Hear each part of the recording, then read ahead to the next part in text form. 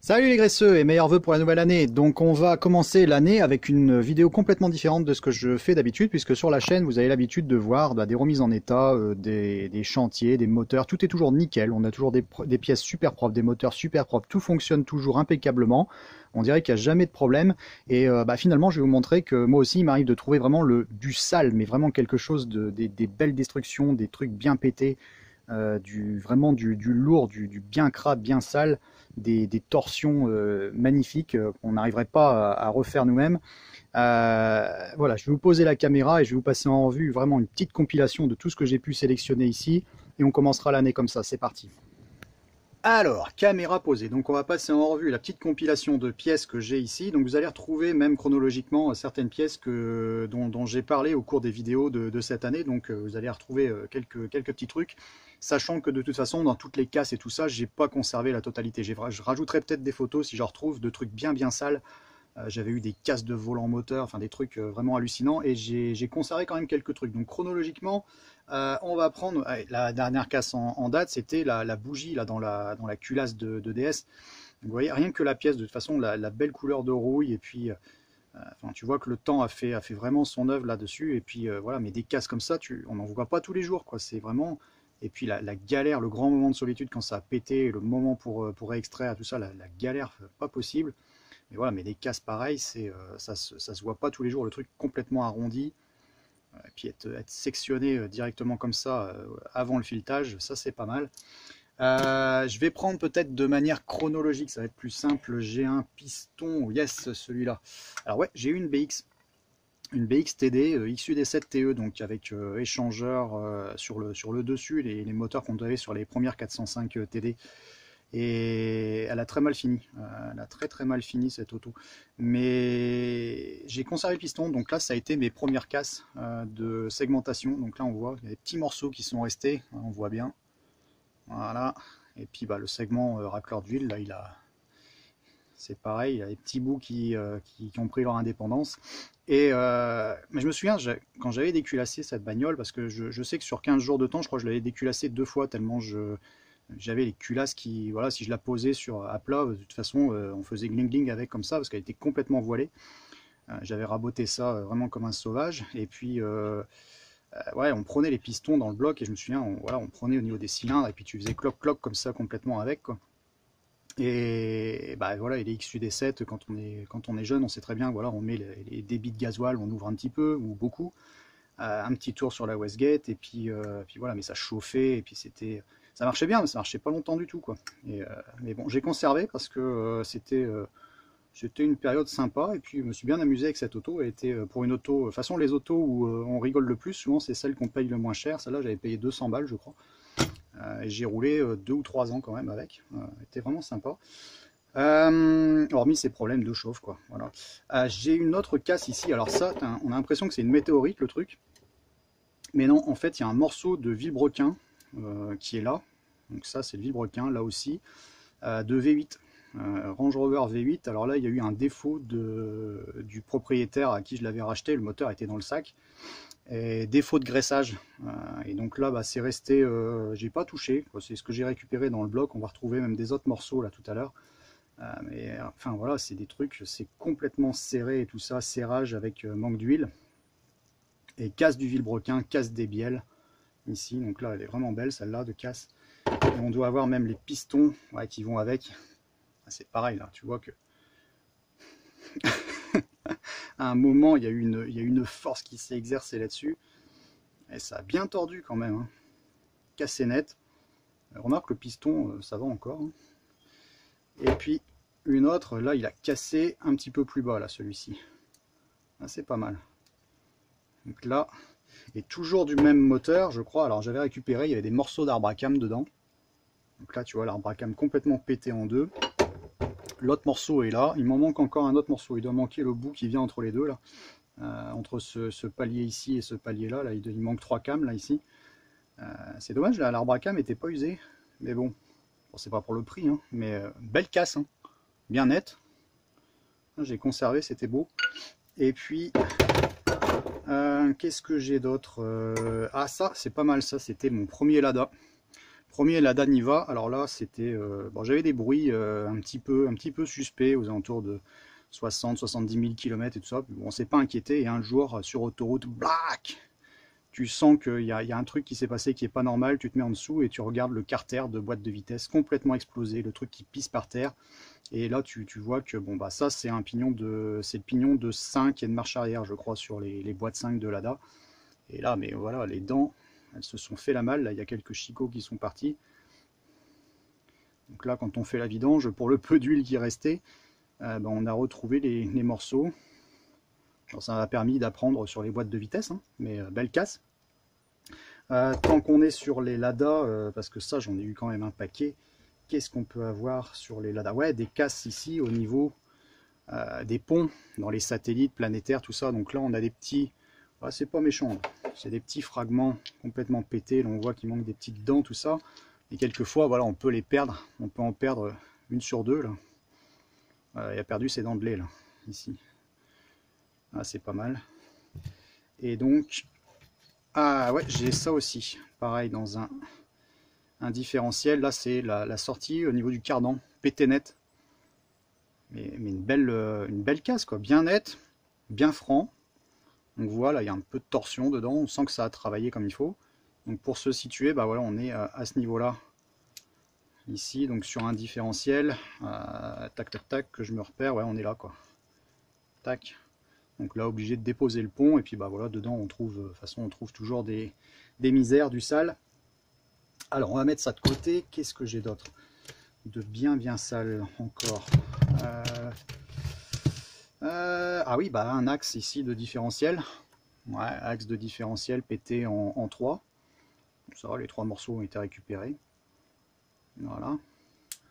Pareil, ça c'était du Lada. Qu'est-ce qu'on a d'autre? Ah, on avait parlé des tiges de culbuteur, là. On avait fait une vidéo là-dessus. Bon, celle-ci est tordue, ça se voit pas des masses, ça c'est sur une Citroën DS. Mais bon, là c'est un peu plus flagrant, là, celle-ci. Ah, je l'ai conservée, elle est quand même belle. C'est pareil, tu sens qu'il y a eu de la torsion à un moment, là, des forces qui se sont exercées qui sont pas normales. Ça c'est beau aussi. Hop, on met de côté. Ça, pas besoin. Là j'ai une rotule ici atteinte d'arthrose. Celle-là elle est bien. Donc ça c'est sur un TDI. Fourchette d'embrayage de range TDI. Donc souvent on a le problème hein, sur les fourchettes d'embrayage de TDI. J'en ai même eu une fois, alors celle-là je ne l'ai pas retrouvée, la rotule était passée au travers, donc tu avais la rotule qui sortait ici à travers, et puis là de toute façon on voit qu'avec la surface de friction, ça va usiner complètement le point d'appui. Donc tu peux avoir même des fourchettes, quelquefois elles se brisent en deux, ou alors ça passe au travers, donc moi je les renforce ici. Donc j'avais fait une vidéo à l'époque là-dessus. Mais voilà, petite rotule atteinte d'arthrose, c'est pas mal. Et puis les petits pions aussi. Donc normalement, voilà, le pion il doit ressembler à ça. Et puis là, c'est tellement usé, ça s'est complètement ovalisé. C'est belle casse aussi, ça. Là, on imagine au niveau du jeu dans l'embrayage, c'est pas mal. Ça, c'est les petits pions qui viennent ici. Et donc à force voilà, de faire les mouvements de débrayage, c'est complètement usé. Alors celui-là, c'est pas à moi, c'est un pote qui m'a ramené ça, qui m'a dit j'ai un problème, j'ai du bruit dans la transmission. Et effectivement, l'état du croisillon qu'on a trouvé, alors il faudrait que je trouve un angle. Oui, le truc est complètement, mais alors le truc évidemment, il était rehaussé tout en dépit du bon sens, tout ça, et puis bon, voilà ce qu'on trouve, quoi, c'est normal. Et bon, il a mal fini aussi, hein, celui-là, mais bon, voilà. L'état de croisillon, c'est pas mal. On a quoi d'autre? On a ah ouais, des pignons. Alors là, j'en ai sélectionné quelques-uns parce que des pignons de V8, j'en ai quelques-uns là qui traînaient au niveau du haut. Et ceux-là sont pas mal parce qu'ils sont complètement marqués.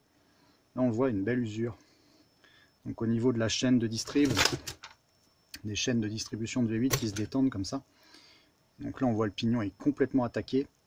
Mais bon, ça n'empêchait pas de tourner, hein, c'était pas encore dramatique. Et je sais que voilà, au niveau du pignon de Vilebrequin, ouais, le bas il est bien marqué aussi, mais c'est carrément, on voit les marques de la chaîne directement sur les dents du pignon. Donc là, celui-là, il a pas mal de tours derrière lui. J'ai quoi? Ah oui, un arbre. Alors ça, c'est un pignon d'entraînement de 200 TDI, des boîtes Borg Warner non, des boîtes LT 230 complètement bouffées. Alors ça, je vous en ai parlé dans des boîtes LT 230 avec les défauts de graissage sur les premiers, mais là, vous voyez, au niveau des cannelures à l'intérieur, mais il n'y a plus rien, quoi. Là, un jour, c'est pareil, on embraye, on reste sur place, le truc tourne dans le vent. Vous voyez, là, c'est beau, je l'ai conservé parce que, en fait, les morceaux de pignon sont là, agglomérés au cul avec la graisse. Voilà. Et bon. Pourtant, c'est quand même assez sérieux au niveau de la pignonnerie. Mais bon, défaut de graissage sur les premiers modèles. Alors, qu'est-ce qu'on a encore d'autre? Du sale. Ah bah ouais, on va prendre celui-ci. Là, c'est quand même... C'est le summum, celui-là. Je crois que c'est l'un des plus beaux. Alors, je vais le nettoyer, je vais le conserver. Il faut que j'en fasse quelque chose, ce truc. C'est quasiment de l'art, moi, je trouve, le truc. Mais il s'est broyé, mais... magnifique. Alors ça, c'est un piston de Rover V8. C'est un range qui était monté au gaz que j'avais eu en Angleterre. Et le gaz était super mal réglé et tout. Et le truc avait fondu, donc j'avais racheté comme ça aussi. C'est ça que j'avais trouvé dans le moteur en ouvrant. Donc tu vois, c'est magnifique. Le piston a complètement fondu. Ah, il est beau. Mauvais réglage en 3,9. 3,9 litres celui-ci. Et je crois que le bloc, bah, j'en ai fait, c'est ma table de chevet en fait. Donc voilà. Donc ça, on met de côté aussi. Qu'est-ce que j'ai encore? Ouais, on va terminer avec un arbre à cam. Donc là, on avait l'arbre à cam tout à l'heure qui était pété. Et ben, celui-ci, je l'ai conservé parce que celui-là, il est pas mal. Il a une cam où en fait, il n'y a plus rien. C'est une cam complètement lisse. Elle est arrondie. Donc voilà, normalement, on a toujours un petit bossage quelque part. Voilà. Et donc le véhicule, lui, là, celui-là, il tournait avec une cam. En fait, voilà. Alors on va se concentrer sur la cam, c'est celle-ci. Et tu peux faire le tour complet. Il n'y a rien, quoi. Donc la soupape s'ouvrait jamais. Incroyable. C'est le seul. C'est la seule cam comme ça. Bon, les autres on a des belles écailles, une belle usure comme ici. Là, c'est pas mal. Voilà. Et là, celle-ci, arrondi complètement. Et en fait, le poussoir qui vient dessus, donc normalement à ce niveau-là, hein, ici, bon, je l'ai retrouvé. Il avait commencé à usiner et voilà, à sectionner. Il était en train de commencer à découper l'arbre à cam. Voilà. Donc on va regarder même au niveau des poussoirs, c'est pas mal. Poussoir, bah là j'en ai sélectionné tout un tas.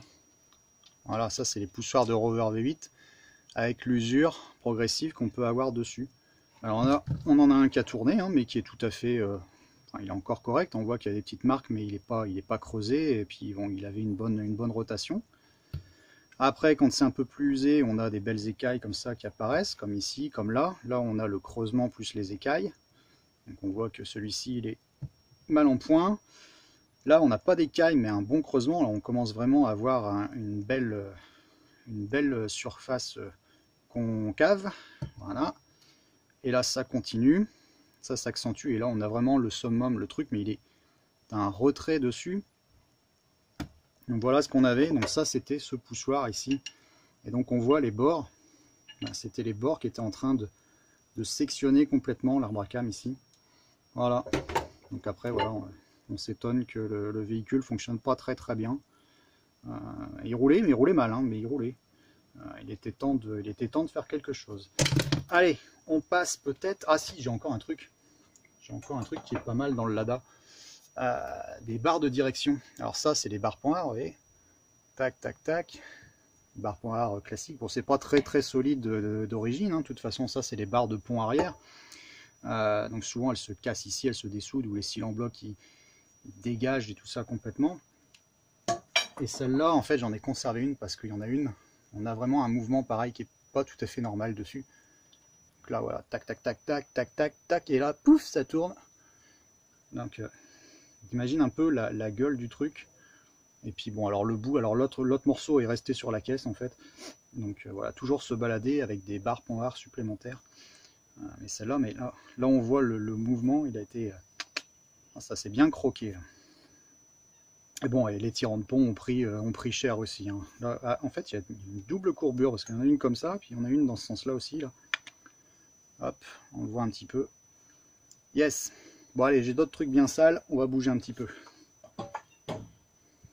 Allez, on continue le musée des horreurs. Bienvenue dans la petite case privée. Là, ici, on a de la belle corrosion. Là, ah ouais, ça fait de la bonne galette. Ah, c'est beau. Ah, il faut être vacciné contre le tétanos hein, ici. Et à la limite, on a même ici, regardez, moi je trouve c'est limite de l'art. Oh, c'est beau. Bon, faut pas toucher. Ouais, une épave de sable. Toujours se tenir très éloigné des bordures en ciment et les trottoirs, parce que ça peut râper, ça fait des beaux dégâts sur les jantes. Et on a encore mieux que ça. Ici sur l'arrière, là, celle-ci, elle a carrément tapé. Ah, elle est bien explosée. Un morceau qui a dû voler en éclats.